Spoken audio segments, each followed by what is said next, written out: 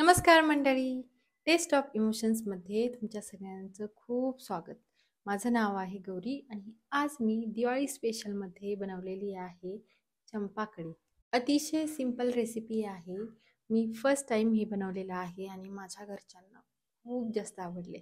त्यामुळे तुम्हाला ही अशी मस्त चंपाकळी बनवायची असेल तर हा व्हिडिओ शेवटपर्यंत नक्की बघा आणि तुम्हाला कसा वाटला मला कमेंट करून सांगा.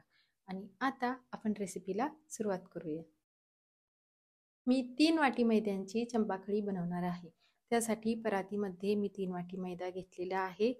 गोड पदार्थ आहे पण तरी सुद्धा थोडंसं मीठ टाकून घ्यायचं आहे. त्यानंतर चंपाकळीचा कलर छान व्हावा यासाठी मी अर्धा चमचा हळद टाकून घेतलेली आहे. आता याच्यामध्ये मी ही पळी भरून तेल टाकत आहे. टाकलेलं तेल आपल्याला मैद्याला चांगलं चोळून घ्यायचं आहे.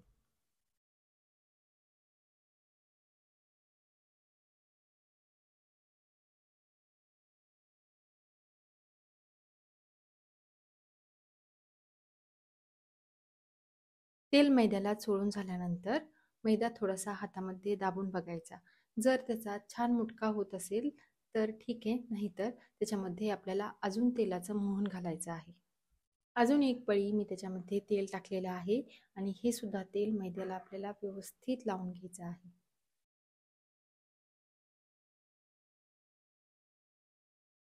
तुम्ही बघू शकता की आता छान मुटका बनत आहे. आता हा मैदा आपल्याला थोडं थोडं पाणी टाकून मळून घ्यायचा आहे. मैद्यामध्ये मी थोडंसं पाणी टाकून घेतलेलं आहे. आता तो मैदा मळून घ्यायचा आहे. ना आपल्याला खूप जास्त घट्ट मळायचा आहे ना खूप जास्त पातळ.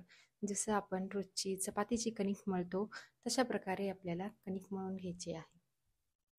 माझी कणिक मळून झालेली आहे. आता याच्यावरती झाकण ठेवायचं आणि 15 ते 20 मिनिट आपल्याला कणिक भिजू द्यायची आहे.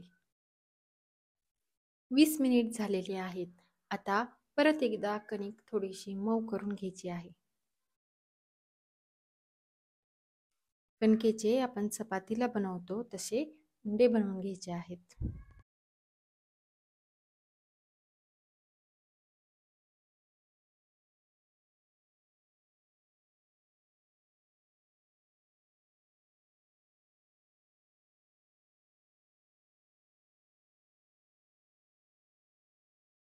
कणकेचे 4 उंडे बनवून तयार आहेत.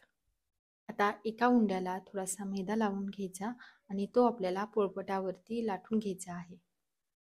मी आधी उंड्यापासून पोळी बनवून घेणार आहे आणि त्यानंतर वाटीने त्याची पुरी बनवणार आहे. पण जर हवं असेल तर आपण कणकेचा छोटा छोटा गोळा घेऊन त्याची पुरी लाटून घेऊ शकतो आणि त्यानंतर त्याची चंपाकळी बनवू शकतो. माझी पोळी लाटून झालेली आहे. आता वाटीने मी याच्या छोट्या छोट्या पुऱ्या बनवून घेत आहे.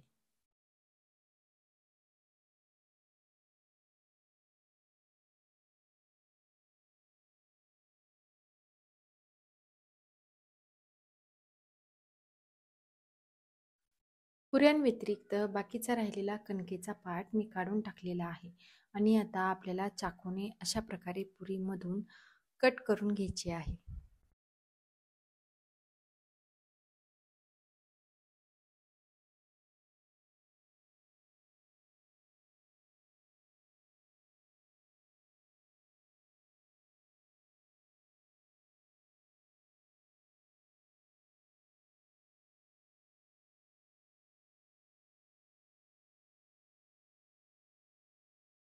कट करून झाल्यानंतर आपल्याला अशी पुरी रोल करून घ्यायची आहे. त्याचा जो कडेचा पार्ट आहे तो आपल्याला पूर्णपणे लॉक करून घ्यायचा आहे, म्हणजे तळताना तो वेगळा होणार नाही. बाकीच्या राहिलेल्या पुऱ्या सुद्धा अशाच कट करून घ्यायच्या. कट करताना लक्ष द्यायचं की पूर्ण कडेपर्यंत कट झालं नाही पाहिजे, नाहीतर पुरीचे 2 तुकडे होतील.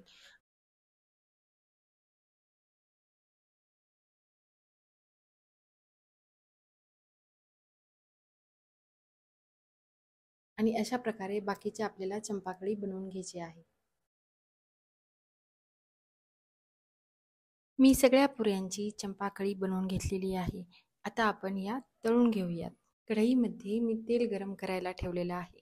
कणकेचा छोटासा गोळा टाकून तेल तापलं आहे की नाही चेक करायचं आहे. तेल खूप जास्त गरम करायचं नाही. कणकेचा गोळा टाकल्यानंतर तो थोड्या वेळानंतर तळून वरती आला पाहिजे एवढं आपल्याला तेल गरम करून घ्यायचं आहे.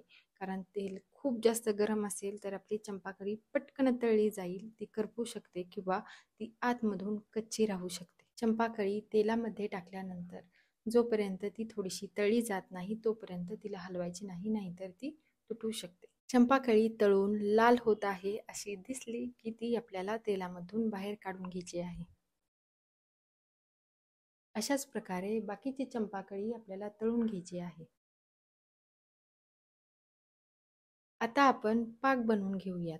पातेल्यामध्ये मी 2 कप साखर टाकलेली आहे आणि 1.5 कप पाणी टाकून घेतलेलं आहे. पातेलं मी गॅसवरती ठेवलेलं आहे आणि चमच्याने हलवत मी ही साखर पूर्णपणे वितळून घेणार आहे. चंपाकळीसाठी आपल्याला 1 तारेचा पाक बनवायचा आहे. पाकामध्ये मी थोडीशी इलायची पावडर टाकून घेतलेली आहे. पाक झाला आहे की नाही हे चेक करण्याची खूप सोपी पद्धत आहे.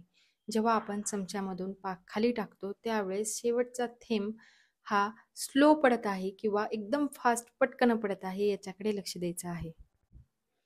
पाक खाली पडत असताना शेवटचा थेंब तुम्ही बघू शकता की एक छोटीशी तार तयार होत आहे. याचा अर्थ आपला पाक तयार झालेला आहे.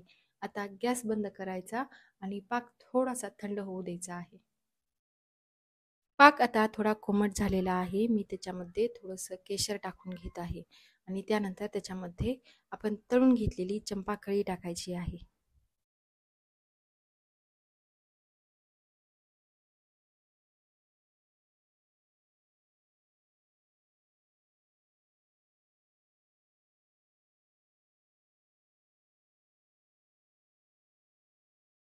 चार चंपाकळी मी पाकामध्ये टाकून घेतलेल्या आहेत.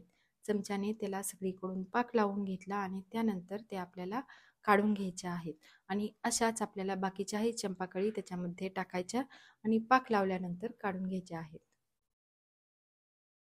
आपली मस्त चंपाकळी सर्व करण्यासाठी तयार आहे. तुम्ही देखील या दिवाळीला अशी चंपाकळी नक्की बनवून पहा आणि तुम्हाला कशी वाटली मला कमेंट करून सांगा. हा व्हिडिओ बघितल्याबद्दल तुमचे खूप आभार. Bye bye.